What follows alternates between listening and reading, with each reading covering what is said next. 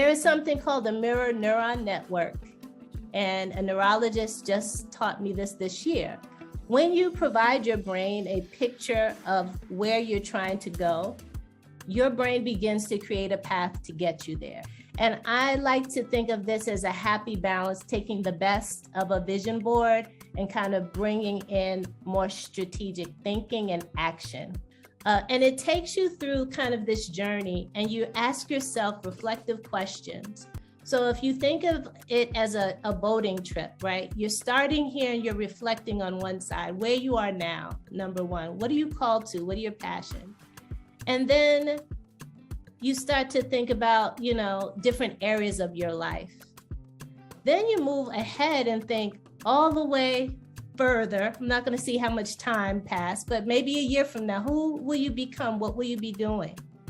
How do you want to feel? And then you go back to kind of like, wait a minute, how am I going to get there? That's 5. What could prevent me or cause my journey to be rocky?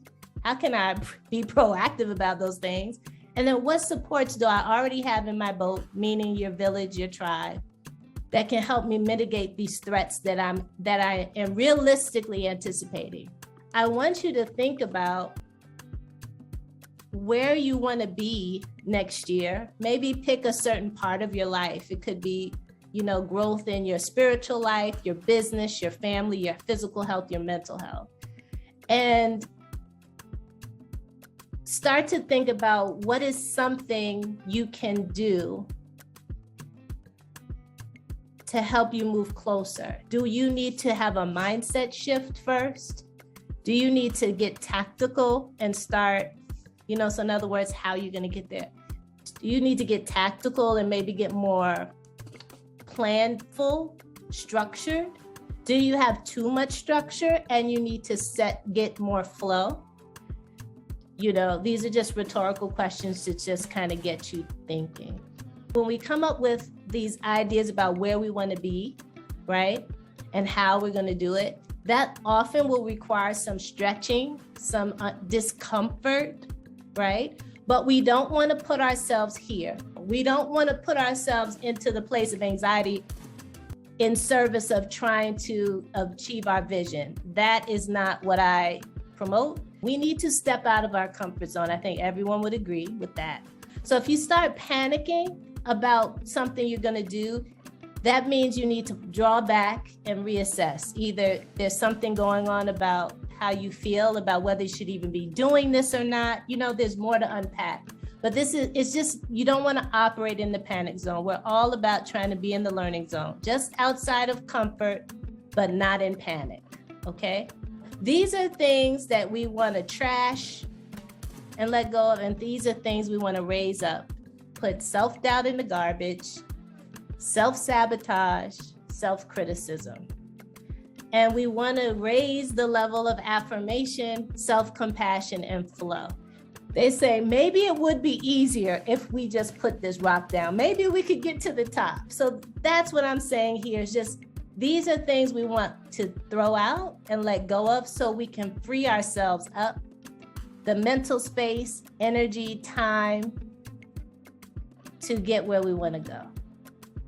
Your goals and the tasks you choose to accomplish your goals either align with your, and I changed the word dream to assignment. Let's talk about some barriers to starting strong and identify how we're going to crush them. We're going to already start off with the hammer. It's already broken up, but we're just acknowledging these things can happen. Procrastination, fear, underestimating what it's going to take, self-reliance, and having a fixed mindset. Okay, we want to be clear on our identity, and I'll talk about procrastination more. We want to have faith-building thoughts. We want to develop a hope mindset. We don't want to underestimate what it's going to take. We want to build our background knowledge and be intentionally prepared. We don't want to just think we can do it all. We want to engage people in our village of support. And we don't want to keep a fixed mindset. We've already established that. We want to be open to new ways of thinking, living, and working. How many of you have struggled with procrastination in some area? Just either use a reaction or yell out. Ashley, Yes. as me, yes. Yes, I see hands, brown hands, yellow hands, thumbs. Okay. You're assuming so many roles and tasks, but you find it difficult to prioritize and focus on your own stuff. Are you triggered by procrastination because of rebelling? For example, you're being made to do something, or you don't feel like you should have to do something, and it's kind of a passive aggressive response. Are you super worried, and because of your discomfort with change and what ifs, you just freeze up? Are you worrying? Are you perfecting? Are you trying to set unrealistic expectations, which then make you feel burdened and overwhelmed? And then again, procrastination trigger. Are you dreaming? Like, focus on the big picture, but don't like to get tactical? Are you the rescuer, motivated by the excitement of like last minute drama?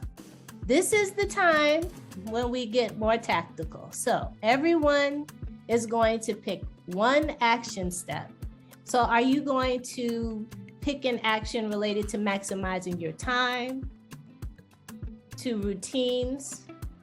Thinking, yeah, that's awesome. That's an awesome idea, because you take notebooks with you wherever you go, and then all these ideas come, so they end up in various notebooks all over the place, but trying to get it out of your head, to make sure you don't think about it at 1 a.m.